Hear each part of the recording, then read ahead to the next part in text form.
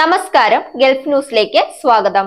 ശക്തമായ പേമാരി ശമിച്ച് ജനജീവിതം സാധാരണ നിലയിലേക്ക് മടങ്ങുന്ന UAE ആശങ്കയിലാക്കി വീണ്ടും മഴ മുന്നറിയിപ്പ്. UAEയിൽ വീണ്ടും മഴ പെയ്യാൻ സാധ്യതയുണ്ടെന്ന് ദേശീയ കാലാവസ്ഥാ നിരീക്ഷണ കേന്ദ്രം അറിയിച്ചു. തിങ്കൾ ചൊവ്വ ദിവസങ്ങളിൽ വീണ്ടും മഴ പെയ്യുമെന്നാണ് കാലാവസ്ഥാ നിരീക്ഷണ കേന്ദ്രം മുന്നറിയിപ്പ് നൽകിയത്. തിങ്കളാഴ്ച നേരിയ മഴയ്ക്കും ചൊവ്വാഴ്ച ശക്തമായ മഴയ്ക്കുമാണ് സാധ്യത. ഇടിമിന്നലോട് കൂടിയ ശക്തമായ കാറ്റിനും സാധ്യതയുണ്ട്.